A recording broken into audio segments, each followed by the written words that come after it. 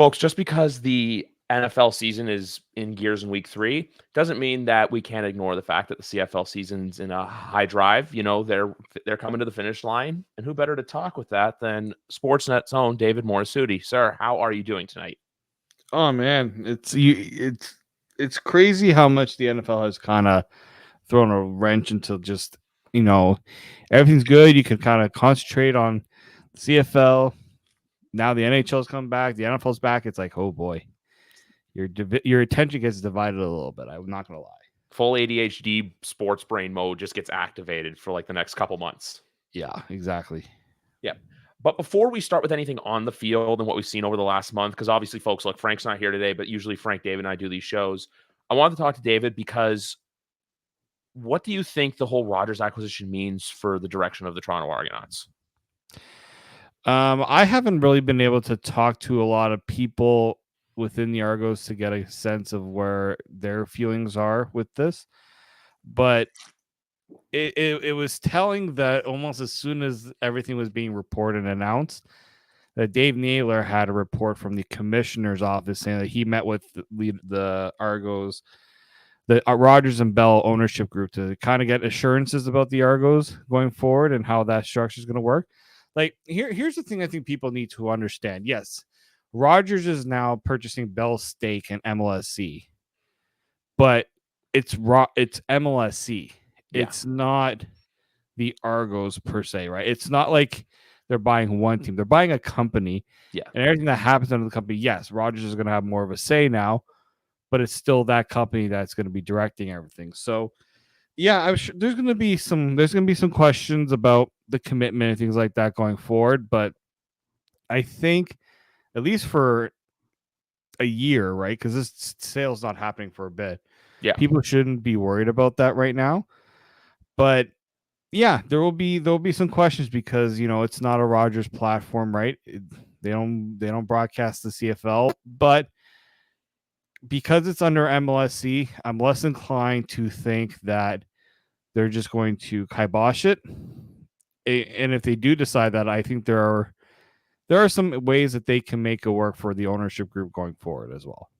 I do think one way it could happen is if Rogers decides they don't want to have the entity under the MLSC umbrella. I think the Kilmer Group can come in, the Larry Tannenbaum side entity, apart from MLSC, like what he did with the WNBA coming to Toronto, because obviously I think it was Bell or Rogers, one of the two didn't want to get involved. Larry said, I'm going to get my own group and do that. So I'm not so much worried about that. I was more worried about the direction of the team because as a friend of ours, Nick Small, pointed out on Twitter, that there's no real president at the moment for the club, even though I've been seeing some people say like, oh, Murph is the de facto GM, Pinball's the de facto president. But at the same time, too, that's all just like, just people talking on Twitter, the same people who are, well, obviously there's some stuff talking about them wanting to be fired, but that's another story for another day.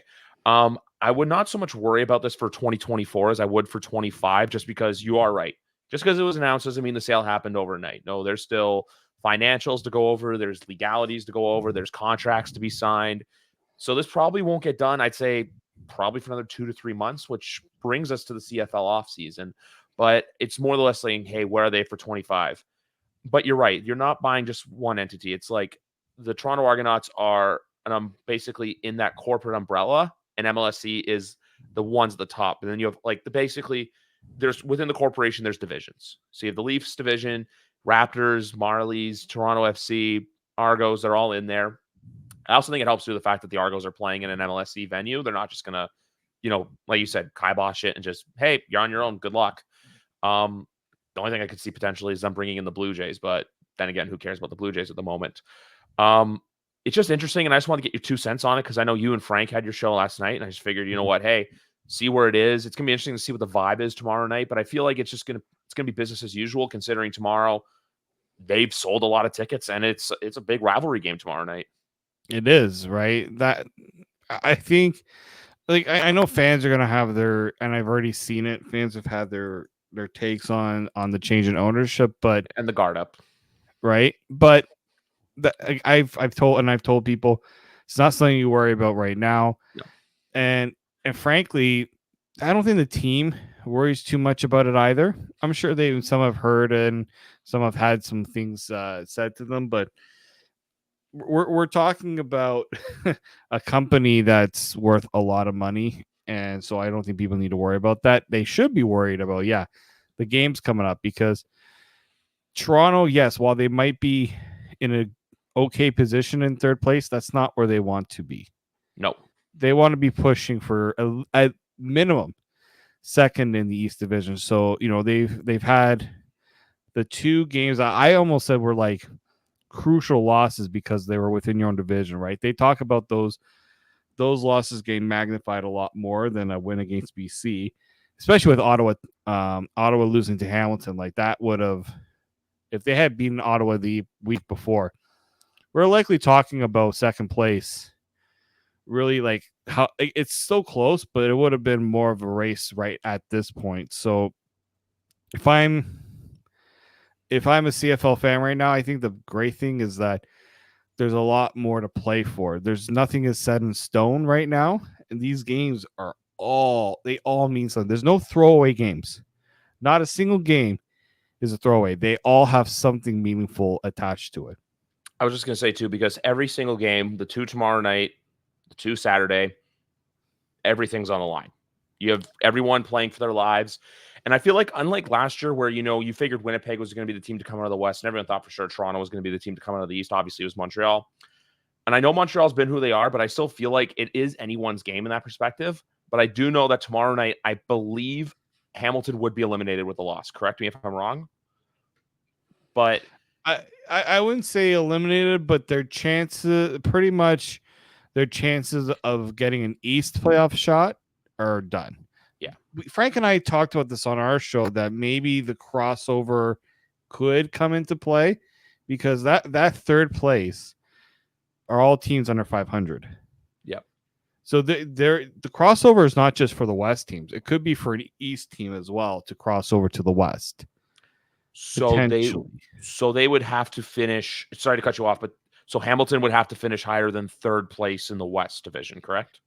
That's my belief, yes. And like, this is the thing is, we haven't really talked about this, because when was the last time we've had teams in the West going through these sort of struggles, right? The East is right now has looked so strong lately. The West, it's like Winnipeg has gone on a run, so they've established a bit of a footnote there, but like BC struggled. Saskatchewan can't win right now. Edmonton is flirting with being better, but that start has really pushed them back. And Calgary, I don't even know. Calgary is just such a disaster in their own right that, like that. So Hamilton would have to finish. I have to double check this, but I'm pretty sure Hamilton would have to finish above the third place team, right? There can't be a tie. You have to be well and above the first place team in order to make that crossover. Yeah, it's just interesting too, because when you looked at Hamilton as well from their start, they've managed to rebound very well. One take I had last week was I picked Ottawa to win that game just because I thought, do you remember last year with Saskatchewan, how they beat Winnipeg on Labor Day, but then from there they lost. They basically just lost every game outright and it was ugly. I thought Hamilton was going to go through the same thing, just the way their fans were acting, the way they won on Labor Day.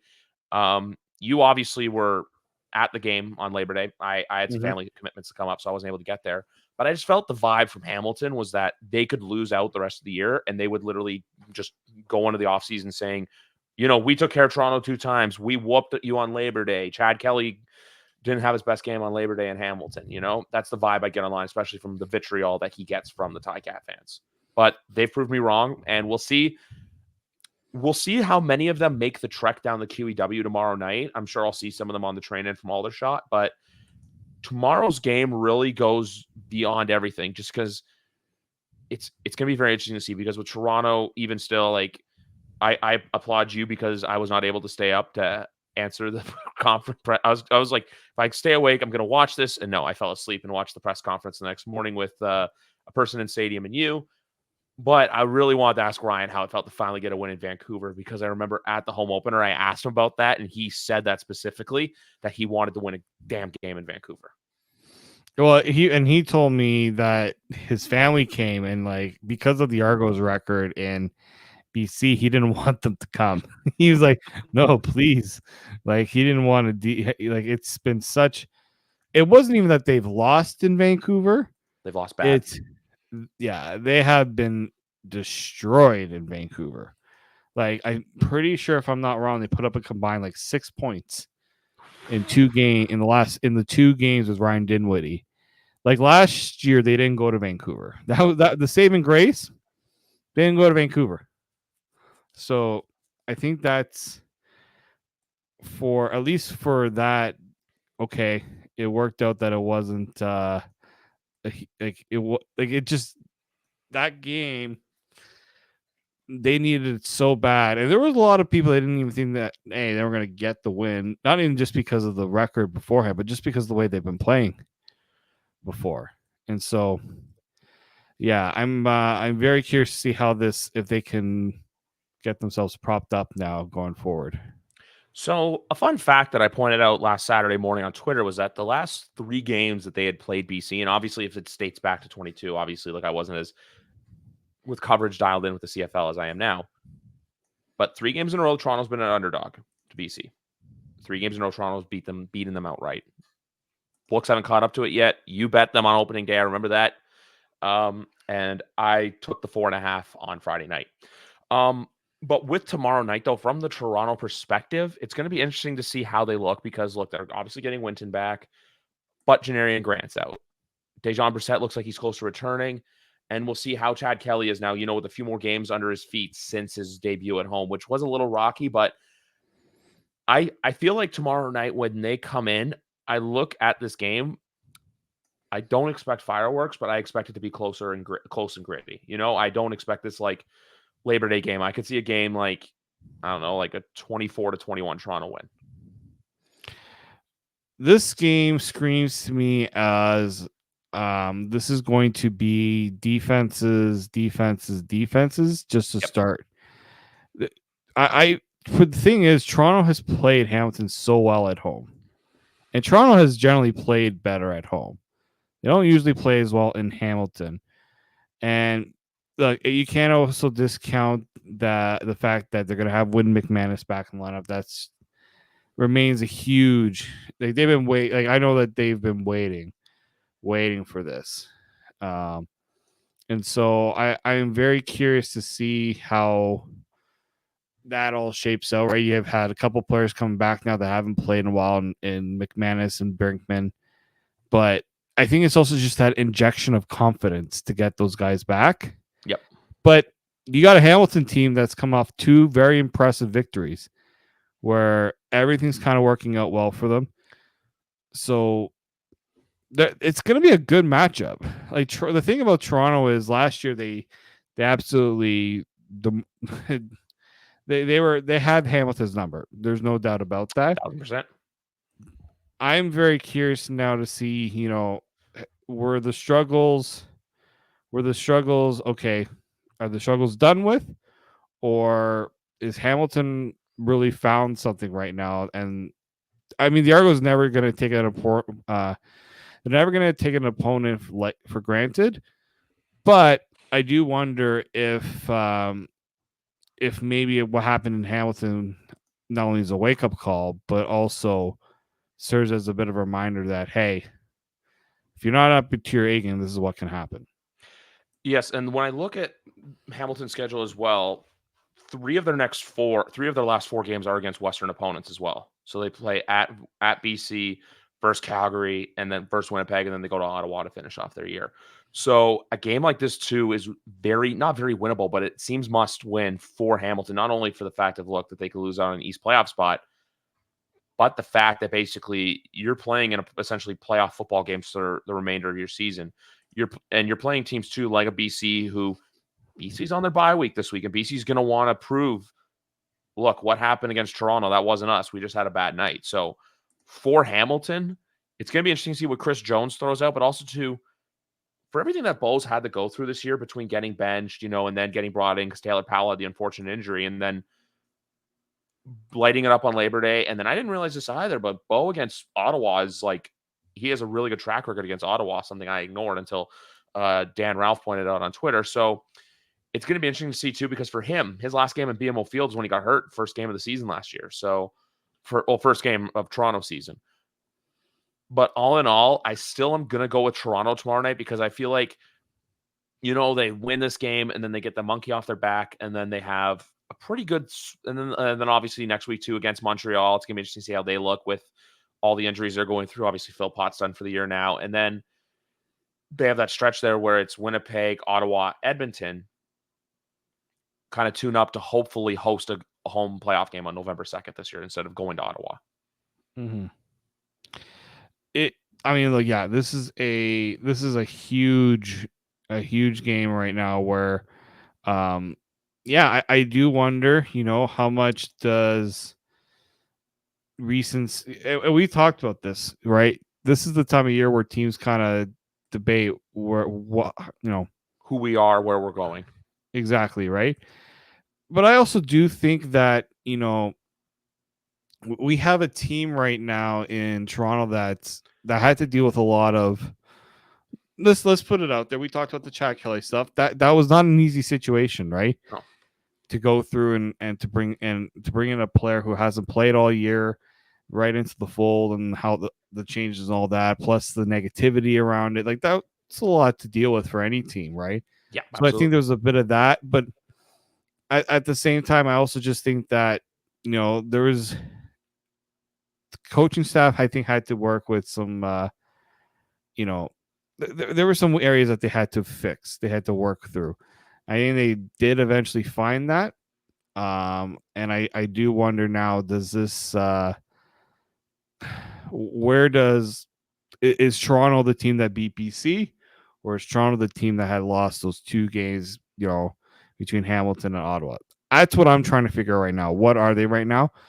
I'm leaning towards they're a little more like what the BC team is, because when Chad was out, that defense was getting to the quarterback, making plays and things like that. The 2 games before, I just think because they were playing in a way that they didn't want to make the mistake, but they were making the mistakes because Chad throws the interception early. And when you throw it in a turn, get that turnover early, the other team looks to exploit right away, and they weren't ready for it. So I do wonder now: are the yips kind of out of the way? Let's just say. I think they can be. It's kind of like the East Final last year too. That's how Labor Day reminded me of. But obviously, there's a little bit more fight with Labor Day as opposed to the East Final last year. It's also good to see too just the competitiveness now, because if we turn the clock back a year ago, instead of Toronto going through what they went through, it was more of a cycle of, oh, hey, we got to start benching guys, getting ready for the playoffs. Everything's locked up. They had only lost the 1 game against Calgary at that point. But now the fact that this is a team that's fighting for their life, essentially, when I say that in the way of just wanting home field, they're going to go out there with that chip on the shoulder. And we also know, too, that Ryan, I know they're a 6.5-point favorite, but there's a lot of people out there that want to see this team fail. There's a lot of people, because of the off-field drama, like Hamilton fans. Their fans would love nothing more than to see their team just go into BMO Field and sweep the season series with them. But ultimately, I think Ryan's going to have the team fight. I love how I say that like we're on a first-name basis yet. I didn't think he knows my first name. But I think he's going to have the team ready to go. And the fact that you get a leader back like a McManus, get a couple turnovers early, have Bo get the yips, and then, make nothing into something. But it's going to be exciting tomorrow to see. I feel like there'll be a packed house where we sit in the press box, and it'll be a packed house at BMO Field. And when I say packed house, I think a similar-ish attendance to what we saw against CNE could be possible, 16, 17,000. Yeah, it's leaning towards that way. It is looking like this is going to be a team. This is going to be a game where once you start opening up seating, now still looks like there's still some seats in where the press box is that haven't been filled yet. But I'm very curious to see how that will play out for sure. I feel like the Hamilton people that would make the trip down would probably be like the Steve Miltons, probably him. I don't know if the radio team will come down or not. I think a good chance the radio team will come for sure. I think so. Bubba and RJ. And then probably a couple other Hamilton reporters and stuff like that. I know when I was at the game in July, Frank talked about coming to that game. So I feel like I'll get shit tomorrow night for missing Labor Day. But You know what? I think tomorrow night's it's gonna be a fun night at BMO Field. And folks, if you live in the GTA and you haven't gotten tickets yet, link will be in the bio, argonauts.ca. Buy all your tickets. I'm trying to promote this game as much as Mike Hogan does, but obviously no one will be able to do that. But ultimately, tomorrow night, do you think Toronto gets the win? I'm not gonna. Usually, I'm pretty good at guaranteeing, or I'm usually pretty good at giving you a straight answer. I'm not sure, but I'm leaning towards yes because I've seen how this team has performed lately. It leads me to think that you know what they're in the right direct going in the right direction. They're at home. At home, they're usually much better than they are on the road. Yeah. So I do think the Argos can win this game. I'm just not going to give a guarantee that of it. I'm picking them to win, but I'm not doing the same thing. Like I think they'll win, but it's up to them if they will win. Mm-hmm. And then tomorrow night's game, Calgary versus Saskatchewan. Man, this is a tough game to predict just because it can go either way. But I feel like I don't know what happened with the Rough Riders, man. Like they got off to the hot start. They bought into Corey Mace, and then Mace started showing rookie head coaching mistakes. And then all of a sudden, their fans started hating him. I keep seeing all this stuff online where it's like, what's he doing? Where I'm like, okay, the honeymoon phase for y'all expired quickly. So we'll see what happens here. But when I look at the betting lines for this one, and this is what I'm glad, and I preach to people to bet on this league, is because the books haven't discovered the CFL trends yet. Calgary at +2.5 just seems kind of like, where you look at that and you're like, why is that? It makes you scratch your head a little bit. Also, these teams haven't played yet this season at all. Fun fact. Yeah, I mean that's the big one there. We haven't usually at this point. Like Toronto's played Hamilton a couple times. They played Ottawa once, right? But the fact, that we have two teams that haven't played each other, that to me is what makes this a tough matchup to predict because we don't know how these teams kind of stack up against each other. We haven't seen it yet. We can't go back on past what's happened in the past, and both teams are dealing with injuries. Some tough injury blows right now as well. Right. And then you have that's always something you have to consider. There's a bit of an emotional and there's some, personnel changes that have to happen too. But like Montreal lost their top receiver for the rest of the year. Ottawa just lost their top defensive player for or one of their top defensive players for the rest of the year. And vocal leader. Right. So there's going to be a little bit of that. And also it's a measuring stick game, really. Ottawa's been on such an uprise. How much have they gone up? Are they Calgary? Good enough that they can, right? Like, can they beat a Montreal? Are they of that level that they can beat a team like Montreal? Right? They proved that they can beat Toronto. Right? That was a big win for them because they beat the champs from the top team from the regular season last year, a previous Grey Cup champion. But they've also had, like, you look at some of the losses that they've had. They got killed by Montreal in June. Right.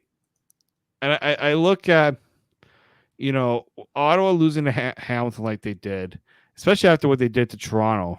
It's like and then they lose to BC where they looked, I hate to say it, but they look brutal. They've had such an up and down the last few weeks that it really makes me wonder, like, what has Ottawa come down to earth a little bit? I did say they had a very easy schedule to start. Yeah. And they were going to use that to really prop up their record. But this is where it gets tough, and this is where teams start to feel the pressure a little bit, and it's tough to maintain it. So I'm going to go back to Friday night for a second because I feel like with Calgary, there's still those question marks with quarterback of, is Jake Maier the guy? Because Calgary and Ottawa are kind of a similar team. We're not, obviously Calgary's way better at home than they are on the road, but so is Toronto. But with Calgary, though, it's like two different teams where they'll have like one game where you're like, hey, look at the Stampeders. And then you have a game where you're like, oh, look at the Stampeders, where it's like more of a negative connotation. Ottawa, I 1,000% agree with you on the stat padding. I think it was just, look, they had a lot of easy opponents that they're like, we're going to take care of. The fact that they got Edmonton the 2 games before Edmonton really decided to make drastic changes. But I look back at Montreal now, even without Philpott, they still have weapons to get it done with. I know Austin Mack's also done for the year too, which is just like they still have Sneed, they still have Cole Speaker, and then hell, even though I know they're on bye week, but Willie Stanback still looks really good for them too. So you have all these teams with all these weapons where it's like, who's going to emerge for Ottawa on the offensive side of the for Montreal on the offensive side of the ball. That was a tongue twister. And then for Ottawa, it's the Ottawa is a Jekyll and Hyde team too, where they'll have one week where look they'll get their ass kicked like 47-21, like they did against Montreal. Then they'll have a week where they run Toronto off the field. Also, I say this too, but I feel like every single Red Blacks home game it's pouring rain. I don't know why. I just feel like it's just death taxes in a rainy TD place. And then you get to Saturday. It's another battle too of two teams where it's like, okay, what Edmonton team are we going to see? And we have a Winnipeg team where, oh, hey, they're this good for a reason. They just got off to a really bad start. Honestly, these three games, literally, even Toronto Hamilton, it's literally anyone's game. I can see them going any which way. Oh, you can definitely see these going. Like, I don't think there's a team that's really, put themselves in a position to say, all right, we are like we're taking this. This is where we turn the tide a little bit. I don't think that team has really done it yet, right? Like Montreal's had their struggles lately, but we know that it's tough to see them losing first because of how good of a streak that they've been on. Yeah. Ottawa's built at least a little bit of buffer, but they don't have much. They don't have much room for error. In the West, there is almost no margin for error. Zero. For any of the teams, any of the situations. Winnipeg, you got BC up, right behind them. BC, if you wanna, there's so much pressure on them that they want to at least host one of the playoff games. Saskatchewan, again, we talked about the crossover and how that could be a real thing if they don't get their act in gear. Worst case, if they don't get their act in gear, it's either Hamilton or it's a team like Edmonton, who I think has found something right now that gives me belief that they can challenge for a playoff spot. Calgary, I am confident to say that Calgary has done some good things, but when you don't get to play a quarterback, it's not just getting the play quarterback. It's getting the amount of mistakes that are made at the quarterback position that is just so tough to rebound from. So that's what makes it tough, in my opinion. Yes, I'm also looking at the schedule too right now for like Calgary, and it's at BC versus Edmonton, at Hamilton, and then at Saskatchewan to finish the year. So that game with Calgary and Saskatchewan can determine who's going to the playoffs. Like I know right now Edmonton's a game up, but then even Edmonton too, they still have the two games with Winnipeg, where Winnipeg's gone from I believe 0-4 to 7-6, meaning that they have gone 7-2 in their last 9. So who's stopping them? You have BC at 7-7. You have Hamilton wins their next 2 games, so Saskatchewan loses their next couple games. Hamilton's right there at the crossover, meaning that they're going to Vancouver to play. Because I've also said this too with Hamilton all year as well, is that I don't know how they're going to take this year if they don't get to the Grey Cup or they lose it, just because this year's 25 years since you last won it. So that's going to be a thing to behold. Because even I want to look at Saskatchewan's schedule now, where they play Calgary tonight and they finish with Calgary, but then you have Ottawa, Edmonton, and BC. There's no easy games for anyone in the CFL going forward. Like I know Montreal has clinched, but just because Montreal has clinched, you've got 4 points back of you is Ottawa, and 7 points back of you is Toronto. Either one of those teams get hot and you get cold, guess what? You're not hosting these final anymore. I think more than likely they will, but crazier things have happened. Yeah, I'm already starting to look at potentially booking a trip to Montreal, because that to me it seems a little more. When we're talking about set in stone, that one seems the more likely one. Yeah. Just because again, the schedule is so hard that it's going to be tough for a team to go on a run here. It's entirely possible. I've seen crazier things. It's just because the games mean so much. Teams. I'm also curious how many teams are going to play I would say a safe approach, conservative even, but just they understand the magnitude of these games, and when the magnitude of these games is so high, they don't want to make it.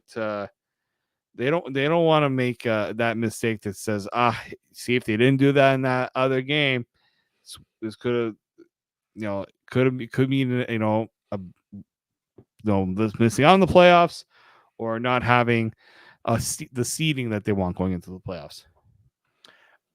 Exactly. And also too, I've potentially looked at even booking a trip to Ottawa, but I think more than anything I was considering either or, because I don't know about you, but I don't think I'm doing Vancouver, unfortunately. I don't think it's in the cards for me. I wish it was 2 weeks later, because you get the Grey Cup on Sunday and you get 4 games in Vancouver on Saturday, which would be one hell of a weekend for you and I.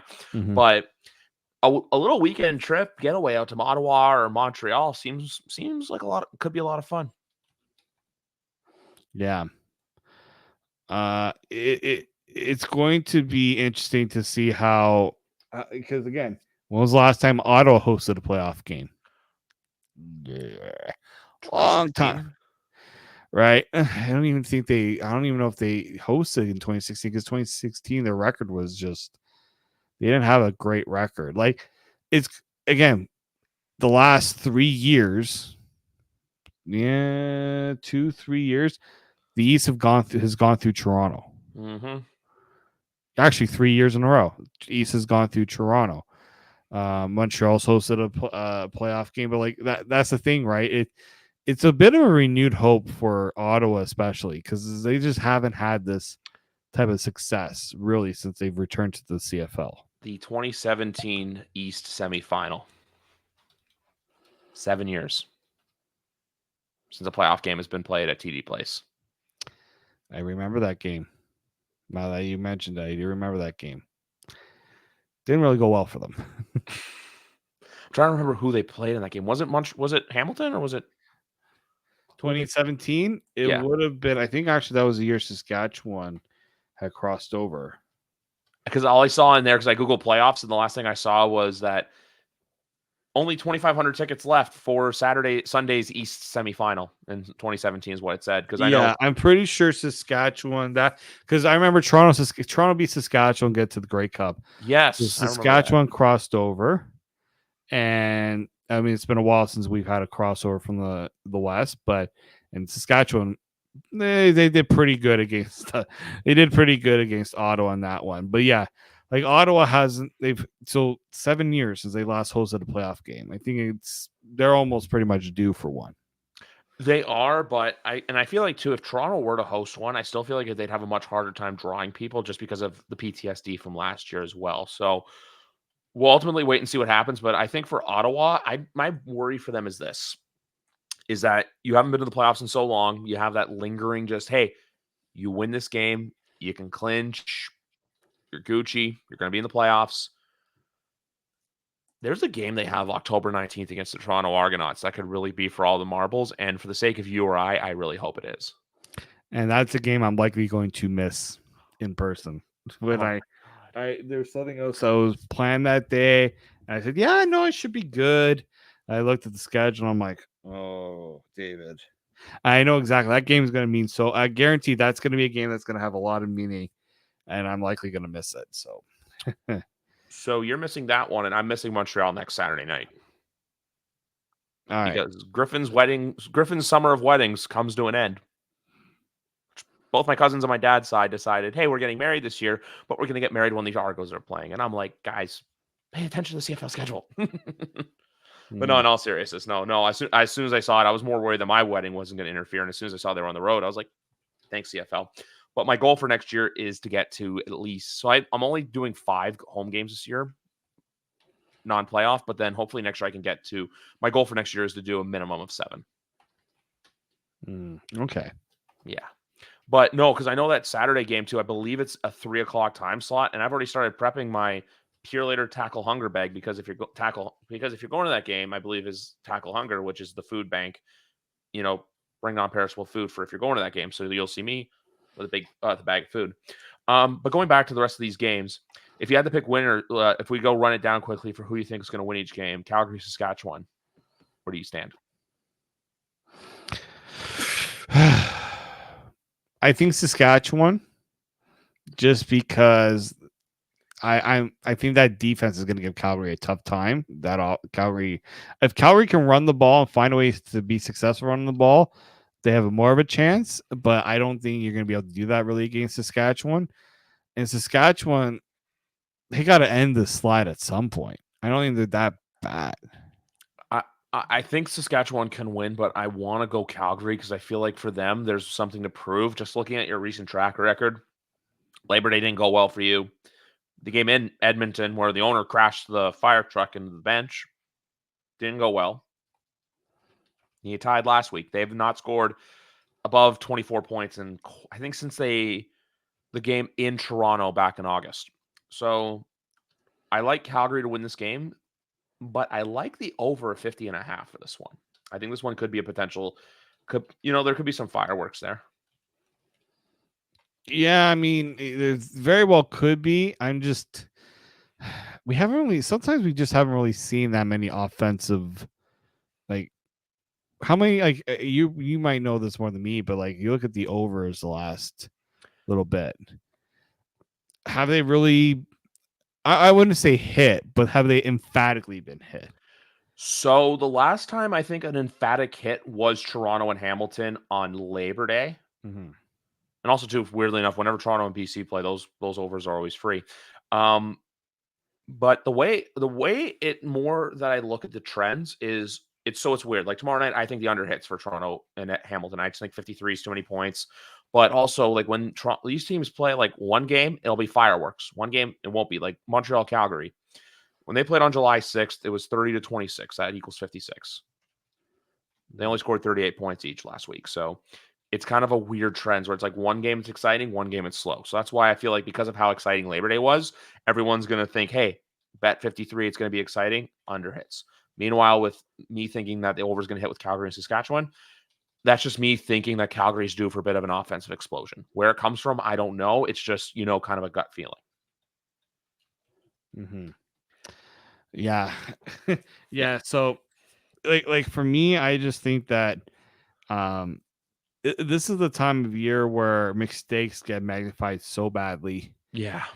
And teams have really found ways to hone in their game plan on that. So I'm curious to see how many upsets we truly get, right? Because a lot of these games are, especially this weekend, teams are very close to each other, right? Toronto, Hamilton are not, they're far, but they're not like, it's not like a, there's still a Like, chance, right? Like Hamilton, they believe they win this game, then their chances increase, ever more significantly. You look at Calgary, Saskatchewan, that's the game I think that means the most, just because where things are. And then like you look at Winnipeg, that's a game there where like if you're Edmonton, you want to make a statement because they don't want to be that team that constantly sits on the sidelines watching everyone else in the playoffs.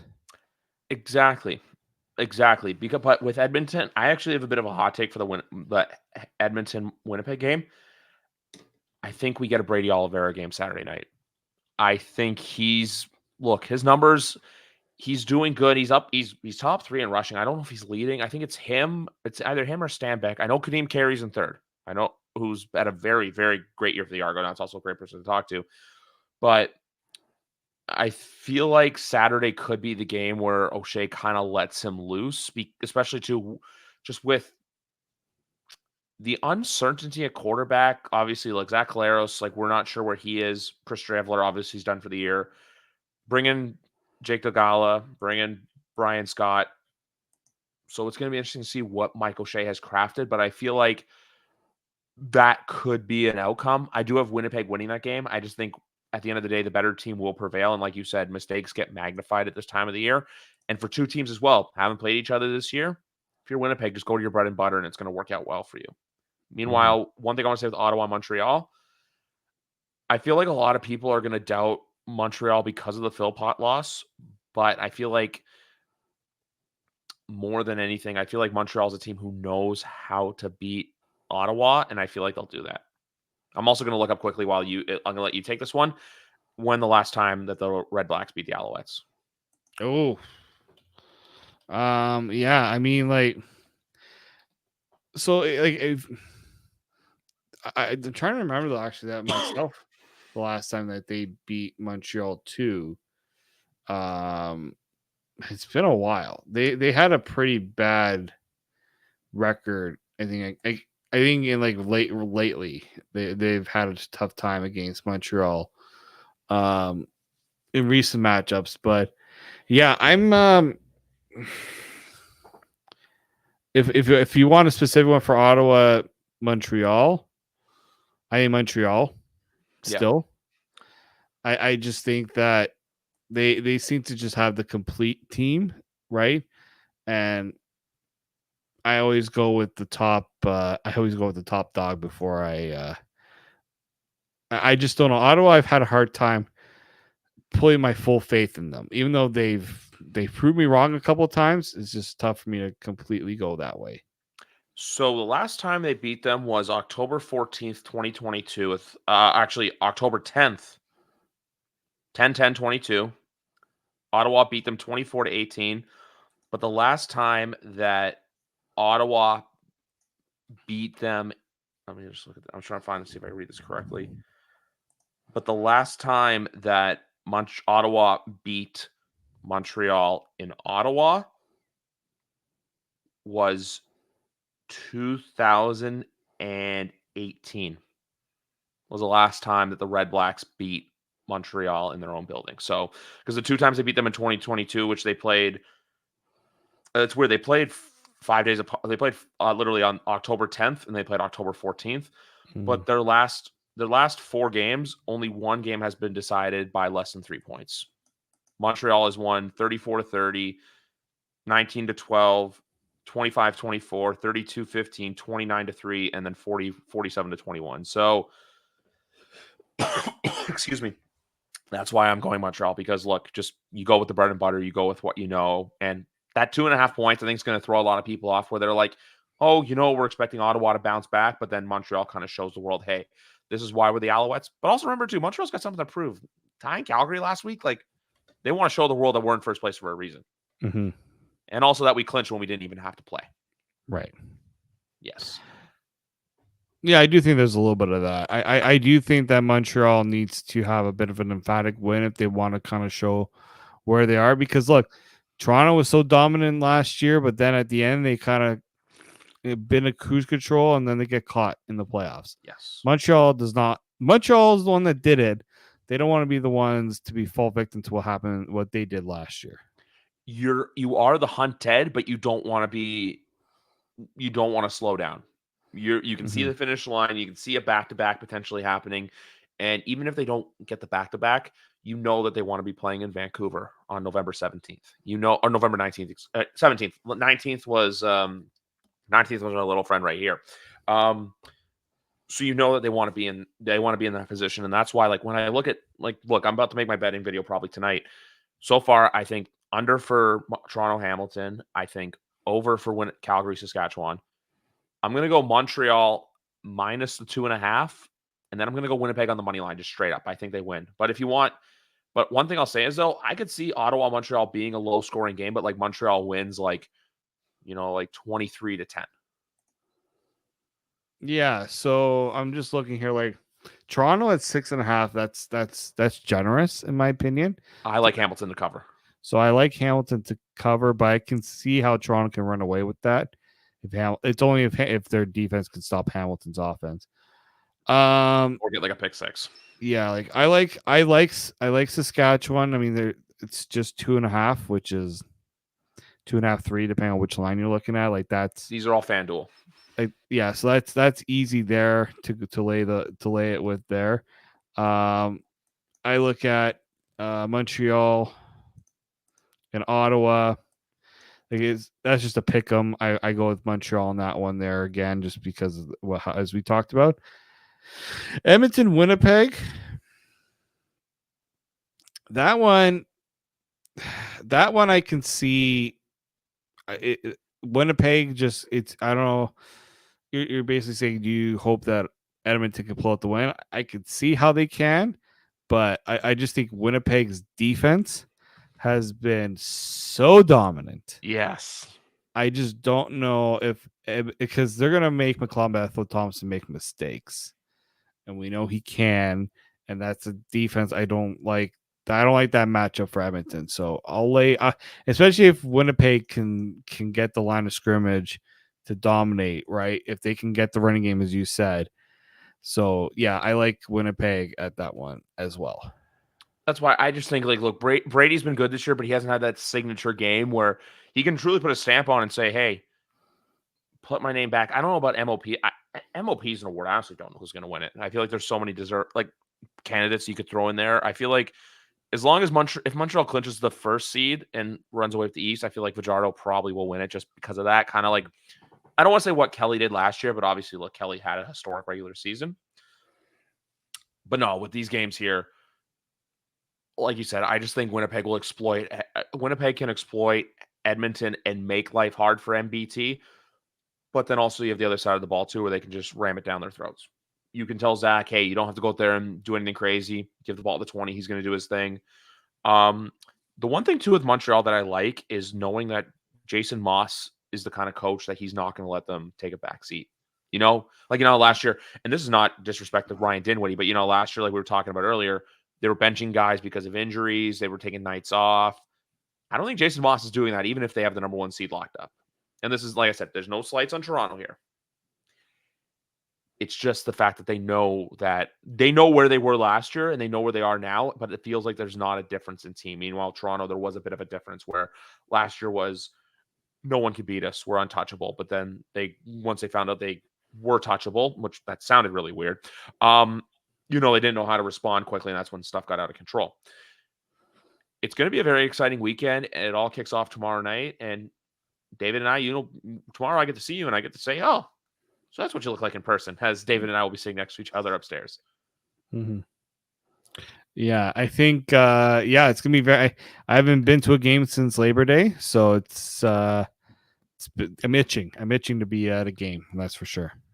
Same here, and I've been to one since the CNE game too, where I know I missed you for the ice cream sandwich, but you know what? We still got a good game of football that night. Yeah, when the cameraman, when you have a cameraman that has brought all that gear, you gotta offer your help, and you had a train to catch as well. Yes, I did, but I did a cheers with Frank on that, and you know what? It was all good and fun. It's gonna be weird going down there tomorrow though. I don't think there's anything going on at Bud Stage, and I know the Jays are gone, but it's gonna be interesting to see what it's like when it's so quiet tomorrow. If anyone's listening to this before the Argo game, just know the Gardner Expressway is going to be shut down that night, if I'm not mistaken. I've been hearing rumblings that the Gardner, they're going to be planning to do road work, but I don't think they're shutting it down until Saturday. 11 o'clock. But just be wary of that, as I will be. You'll see me on the train just being like waving to everyone. Bye, everyone. Bye. So I guess tomorrow then you're going to do your little Liberty Village trek, or? We'll see. We'll see how that goes. I haven't really mapped it out just yet. All good. Well, anyway, friend, we'll see you tomorrow night. Episode 313 in the bag, folks. I got an NFL game to watch because the next few days for me, we got NFL tonight, got CFL tomorrow, Saturday. Well, actually, I'm playing golf in the morning, but I have a full day. I have that, but then also college football, CFL, Sunday NFL. You like football? This is the weekend for you. So don't go anywhere because football's fun, and so is the Canadian Football League. Enjoy, everyone. Thanks for listening.